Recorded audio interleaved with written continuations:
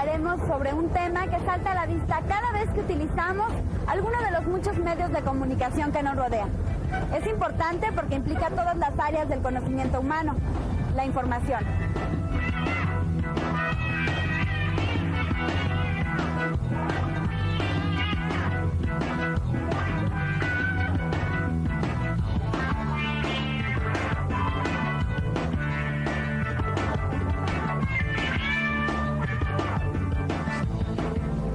La información es el conjunto de noticias o informes de un suceso determinado, la cual puede ser presentada en diversas formas: relato, gráfica, señal, tabla, aviso y signos, entre otras. La información se ha vuelto tan importante que por sus características han llamado a nuestro tiempo la era de la información.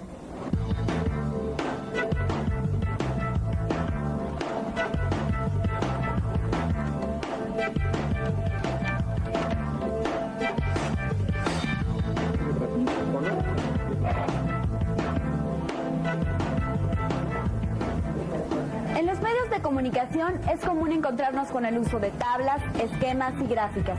Al transmitir de este modo la información, podemos interpretar matemáticamente ciertos aspectos de la realidad. La representación gráfica es una parte de la organización de la información. La otra parte corresponde al lector, quien debe traducir los datos resumidos.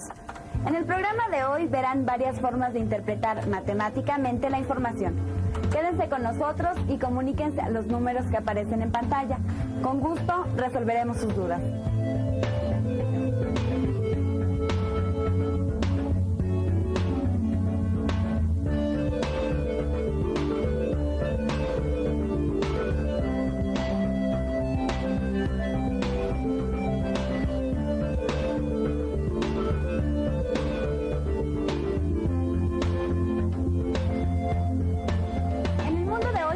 Muchísima información elaborada por múltiples instituciones que se encargan de recabar datos y procesarlos en diversos códigos. Uno de ellos, las gráficas matemáticas. ¿En cuántos asuntos de la vida diaria interpretamos datos informativos? ¿Podemos entender o resolver un problema planteado con tablas y gráficas? ¿Cómo hacen las instituciones especializadas para organizar datos, realizar gráficas y presentar tablas? Con el uso que nos permite la tecnología, observaremos el trabajo de algunas instituciones y el manejo que hacen de la información. El SIDA es actualmente un problema muy importante de salud pública.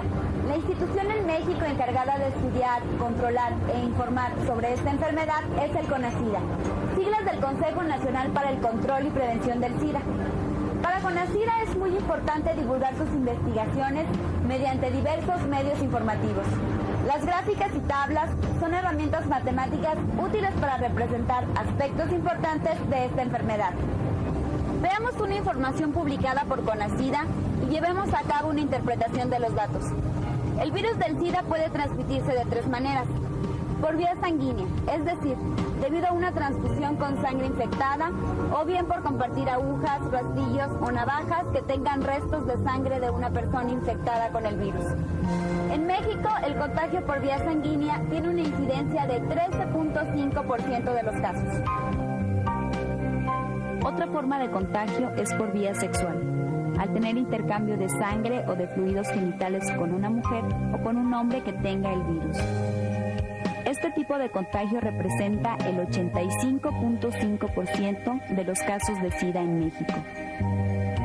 La última forma de contagio es la vía perinatal, es decir, cuando una mujer portadora del SIDA infecta a su bebé al momento de nacer, durante el embarazo o en el periodo de lactancia. Este tipo de transmisión tiene solamente el 1% de los casos. En esta gráfica podemos observar la proporción entre los tres tipos de contagio.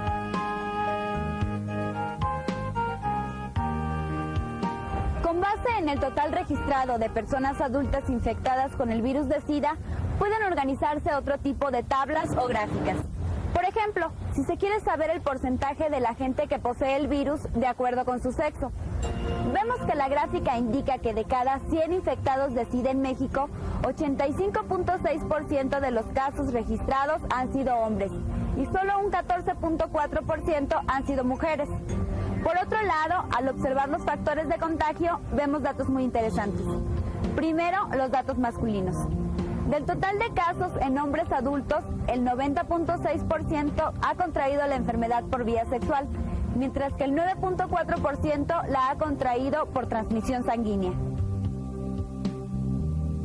De los hombres que adquirieron el SIDA por transmisión sexual, el 38.5% del total son homosexuales, el 26.8% son bisexuales y el 25.3% son heterosexuales. Con estos últimos datos, se desecha la idea de que el SIDA es una enfermedad exclusiva de homosexuales. Es peculiar el caso de las mujeres, quienes a pesar de ser solo el 14.4% del total de gente infectada, presentan casos muy especiales.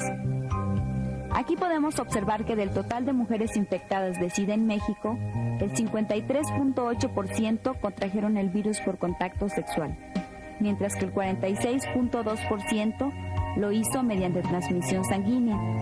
No se presenta ningún caso de mujeres homosexuales o bisexuales. Hemos visto ya un buen número de gráficas. Ahora interpretémoslas y concluyamos. El factor principal de contagio es la vía sexual. La mayor parte de gente infectada son hombres. El SIDA no es una enfermedad solo de homosexuales. Por último, todas las mujeres infectadas por vía sexual son heterosexuales. Gracias al uso de gráficas podemos conocer características de esta incurable enfermedad y a los especialistas les permite diseñar adecuadamente las campañas de prevención. Una de las formas más conocidas y populares de manejar tablas y gráficas con información numérica se da en el deporte. La prensa, la televisión y otros medios de comunicación ofrecen a los aficionados infinidad de datos acerca de su deporte favorito. Gracias a esta información, podemos involucrarnos más con las competencias deportivas. En las tablas deportivas se puede apreciar quién anotó más goles, carreras, canastas o puntos. O bien, en el caso de pruebas de destreza y velocidad, se distingue quién tuvo mejores tiempos, mayor velocidad, mayor distancia, mayor precisión. Mediante los datos presentados en tablas y gráficas, el aficionado logra tener una visión global y un conocimiento matemático de cualquier deporte. La organización de la información y el manejo de datos estadísticos tiene varias aplicaciones. Una de ellas es la mercadotecnia. En mercadotecnia, el control estadístico acerca del gusto del público es muy especial. Quienes trabajan en los terrenos de la publicidad y la moda deben tener una amplia información respecto a la opinión del público.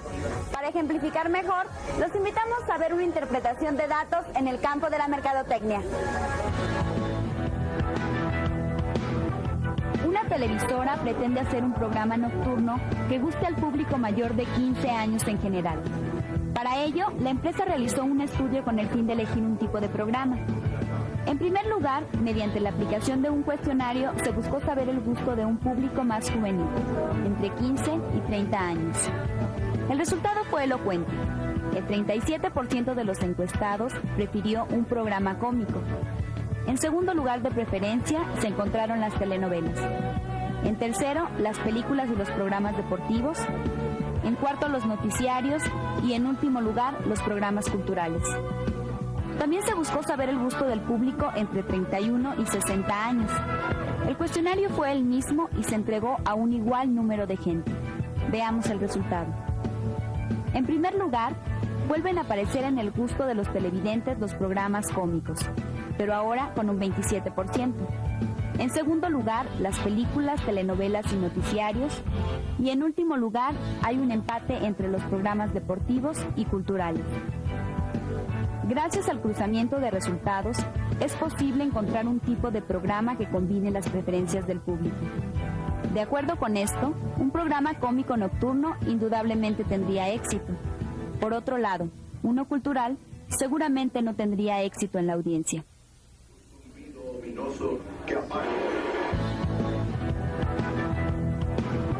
Como vimos, en las instituciones, en las empresas y sobre todo en los medios de comunicación existe mucha información.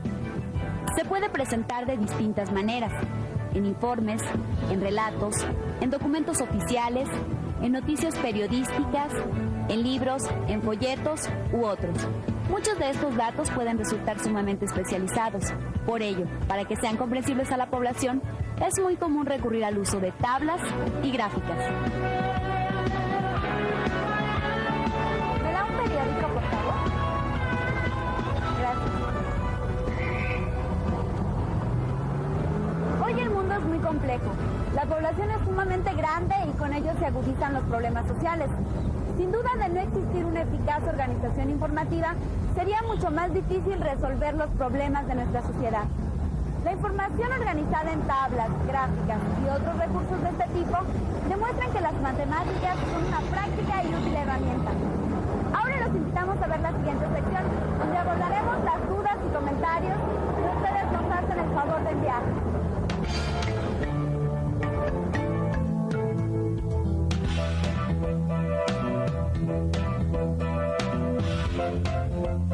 ¿Qué tal? A lo largo del curso hemos visto bastantes temas.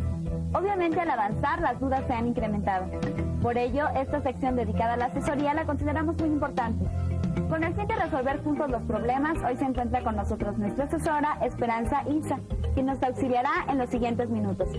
¿Qué tal, asesora? ¿Cómo está? Bien, gracias, Mariana. ¿Y tú qué tal? ¿Cómo estás? También, muy bien. Qué bueno. Como usted sabe, tenemos preguntas para usted en relación con algunos temas abordados anteriormente. Y para entrar en materia tenemos una llamada. ¿Me parece si la tomamos? Claro que sí. Sí, diga. Bueno, ¿Sí, quién habla? soy la señora Marta Torres. Hola, señora Marta, ¿cómo está? Muy bien, gracias, señorita. ¿De dónde nos llama? Le hablo acá de Sonora. ¿Y cómo están todos por allá en Sonora? Muy bien, gracias. Qué bueno. ¿Cuál es su pregunta? Mira, señorita, en una caja de cereal aparece una tabla que dice la cantidad de vitaminas y otras cosas que contiene. Y el otro lado dice el porcentaje que se recomienda para adultos. ¿Cómo puedo interpretarlas? Claro que sí, enseguida vamos a responder su pregunta y muchas gracias por llamar. Gracias a usted. Hasta luego. ¿Qué le podemos contestar a la señora Marta? Bueno, que esas tablas que ella está mencionando son tablas complementarias, porque la información que aparece en ambas se complementa precisamente. Si nosotros tenemos que en una de las tablas nos está diciendo que por cada porción, ¿sí?, que en este caso sería una taza, más o menos, porque se trata de cereal, que por cada taza que tomemos nos va a dar, no sé, proteínas, nos da aproximadamente 3 gramos, ¿sí? Vamos a suponer que esta es una de la mucha información que aparece en este cuadro. Si nos está dando 3 gramos aquí, y acá nos menciona los porcentajes a los que equivale, entonces aparecerá también acá abajo proteínas y estos 3 gramos a cuánto equivale en porcentaje. Aproximadamente equivalen al 4% de lo que necesita nuestro cuerpo consumir diariamente de proteínas. Así que si nos estamos tomando una taza de cereal, estamos consumiendo apenas el 4% del total que necesitamos consumir ese día de proteínas. Entonces, bueno, son tablas complementarias que nos sirven para analizar los alimentos que estamos tomando. Hay personas que sí son muy estrictas, muy cuidadosas en esto de las cantidades exactas que el Instituto de Nutrición recomienda para consumo diario de todas estas sustancias, proteínas, vitaminas, calcio, hierro, fósforo, etcétera. Entonces, pues a ellos fundamentalmente les es muy útil. A todos los demás también, porque bueno, tenemos así un control de lo que estamos consumiendo y no nos excedemos, ¿sí? Bien. Pero son tablas complementarias y con esto ella se puede dar cuenta cuánto ha consumido de esa sustancia y qué le falta por consumir. En este caso, pues no sé, proteínas tendría que buscar en carnes, ¿sí?, qué porcentaje le proporcionan las carnes de proteínas y de otros alimentos para complementar lo que ella debe consumir en ese día de proteínas y así pues tener una dieta aceptable, equilibrada, ¿verdad? Sí. ¿sí? Entonces, gracias a estas tablas podemos decir, me falta un 96% de proteínas que tengo que completarlas con determinados alimentos, como usted comentaba, ¿no? Las carnes que contienen alto grado de proteínas, ¿no? Exactamente. Y así con todas las demás, de la misma forma puede ir analizando todas las demás sustancias que aparecen en esas tablitas, ¿sí? Para, pues, te digo, mantener más controlada su alimentación, si ese es el interés de la señora Torres. Así es. Bueno, vamos a pasar ahora a un recado. Nos lo envía Isaías Torres desde el bello estado de Veracruz. Su pregunta es, siempre que quiera medir la longitud de la mitad de un círculo, ¿tengo que hacer el mismo procedimiento o puede haber otro? Bueno, puede haber otro. Yo supongo que es más, ya lo encontró, por eso hace la pregunta, ¿verdad?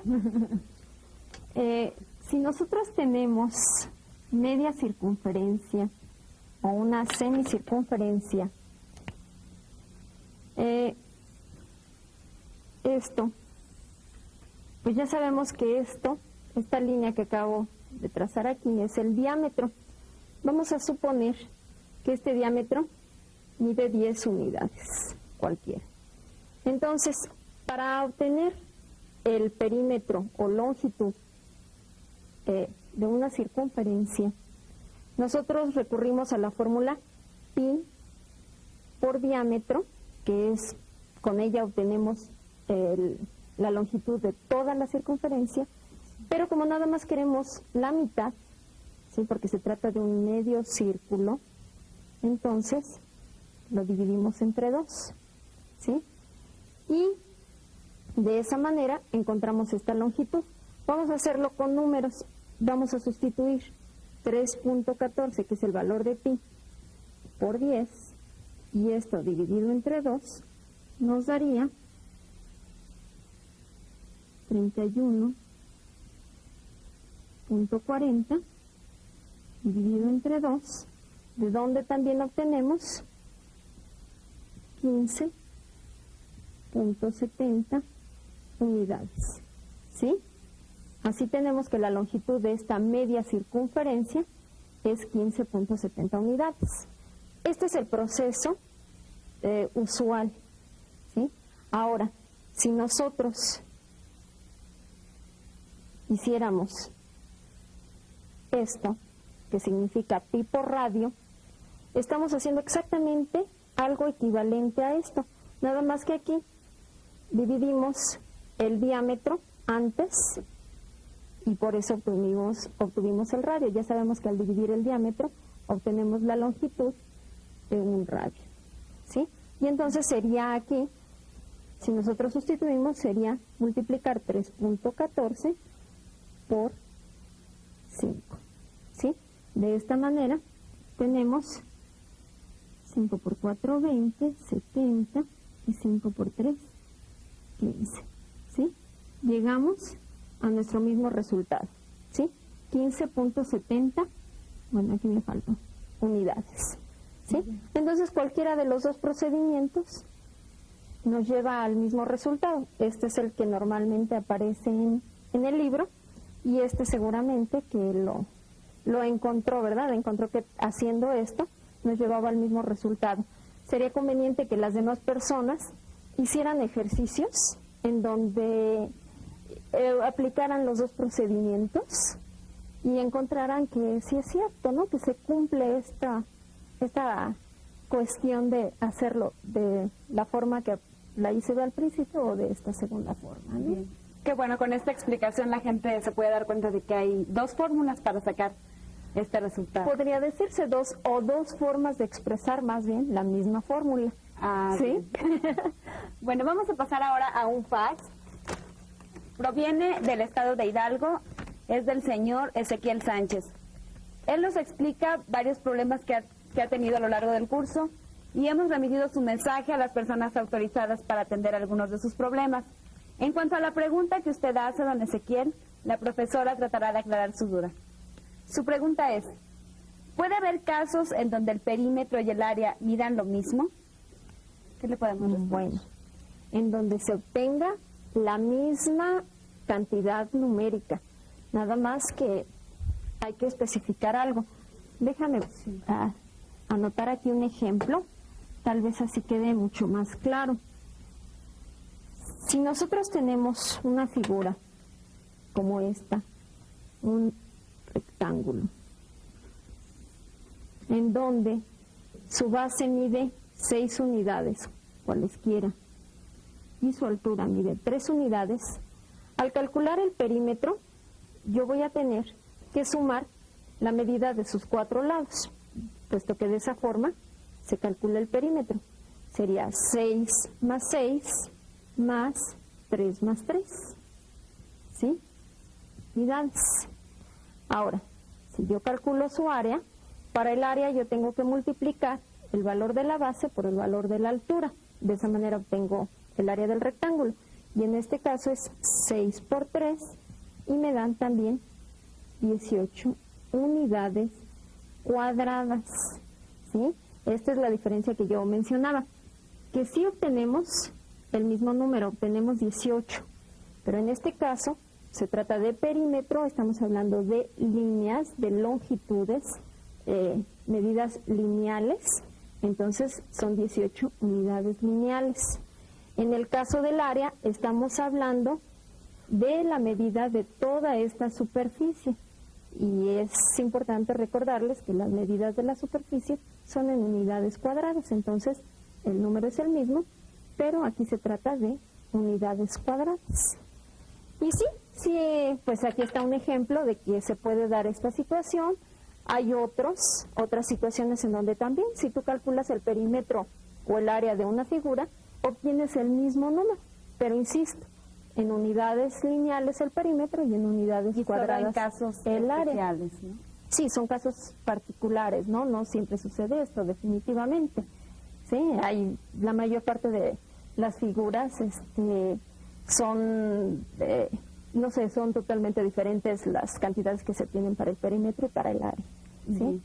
Yo creo que don Ezequiel se dará por satisfecho con la respuesta. Esperemos que sí. En el caso de que persista la duda, no se avergüence ni se sienta mal, don Ezequiel. Llámenos, escríbanos o mándenos un fax. Ahora vamos a pasar a la siguiente pregunta. Bueno. El mensaje es de Guadalupe Ríos, de Villahermosa, Tabasco. Y su pregunta es: cuando voy de compras y adquiero un gran número de productos iguales, ¿mi pago aumentará en la misma proporción? Bueno, pudiera ser que sí y pudiera darse el caso que no. Mira, ¿por qué? ¿De qué dependería, Susana? ¿De qué dependería? Pues dependería de las promociones, de las promociones. Mira, ella se refiere a esto, que si compra un producto, vamos a suponer que ese producto le cuesta 15 pesos, ¿sí?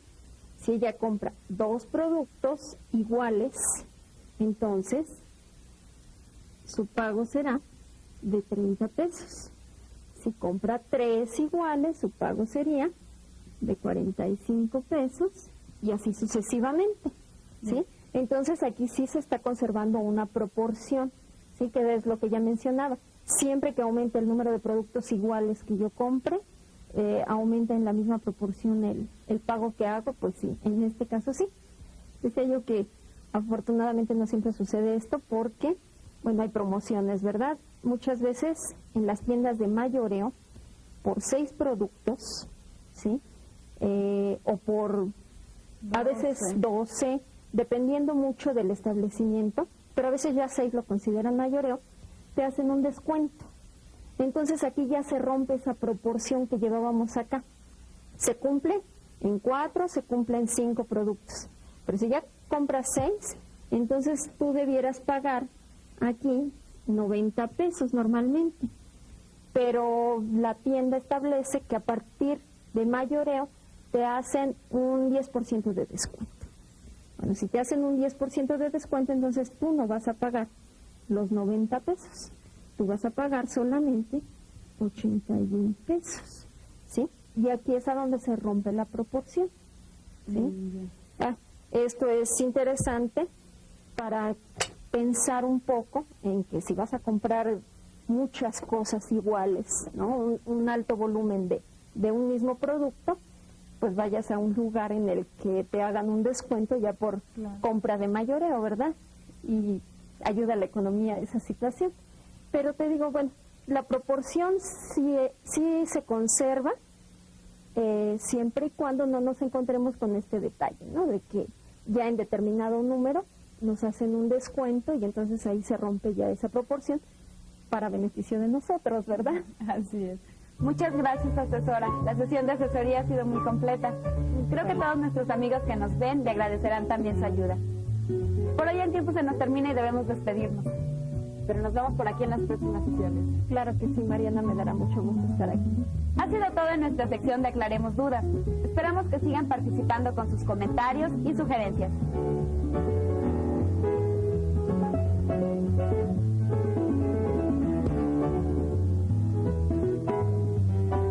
Ahora vamos a ver las labores del Consejo Nacional de Población, conocido por sus siglas como el CONAPO.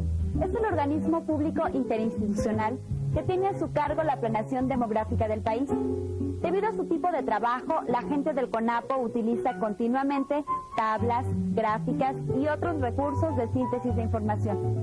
Una gráfica muy sencilla que nos muestra el crecimiento poblacional en México desde principios de siglo resume el porqué de la existencia de una institución como CONAPO. En la República Mexicana, en el año de 1900, éramos 13 millones de habitantes. Esta cifra aumentó para el año de 1950 a 25 millones. Ya para 1990 sumábamos 81 millones de habitantes y para el año 2000 se calcula que seremos 100 millones. Con lo que tenemos que en un siglo la población de México se estima que habrá crecido en el orden de 83 millones de habitantes. Ante tal crecimiento en el número de habitantes, el CONAPO estudia los distintos problemas de la población, con el fin de contribuir, junto con los programas de desarrollo económico y social, a elevar las condiciones de vida de la población. Sin el uso de herramientas matemáticas, la labor del CONAPO resultaría imposible. Hasta luego, esperamos contar con ustedes en la próxima sesión.